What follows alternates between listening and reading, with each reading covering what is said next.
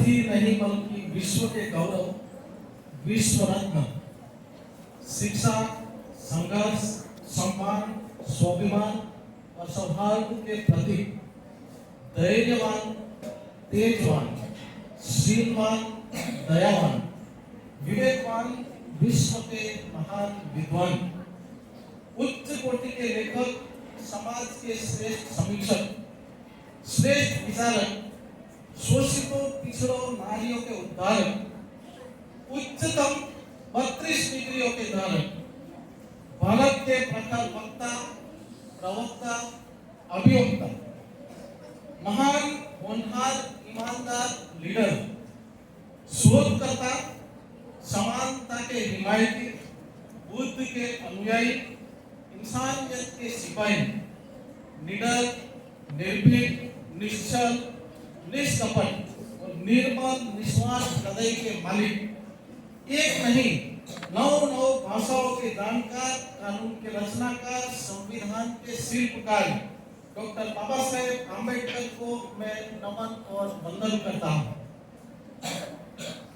आदरणीय प्राचार्य महोदय, मैडम,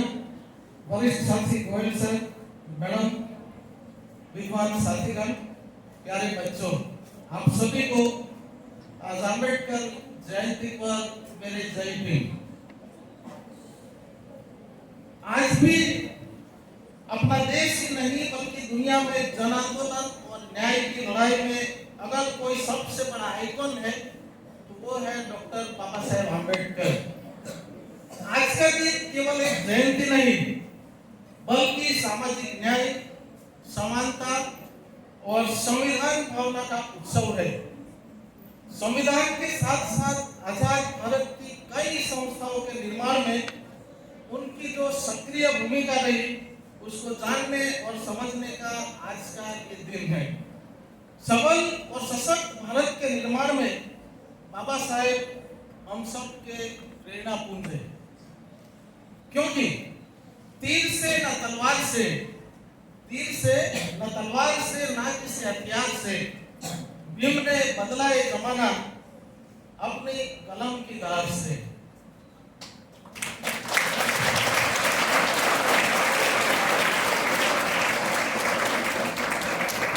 इस कलम की धार प्राप्त करने के लिए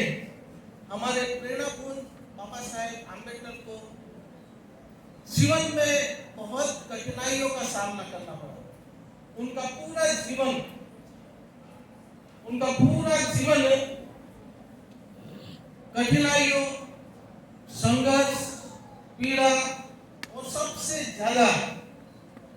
अपमान से भरा हुआ था। उनके जीवन में उन्होंने हमें समानता हक देने के लिए, हम सबको गौरव के साथ सर ऊंचा करके जीने के लिए बहुत संघर्ष किए और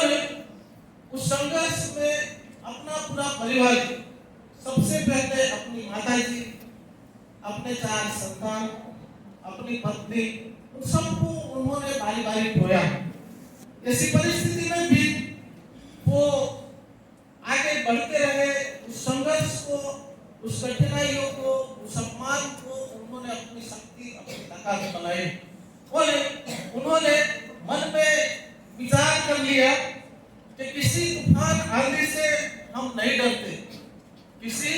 तूफान आंधी से हम नहीं डरते, हवा की सड़क पर कोई सफर हम तय नहीं करते,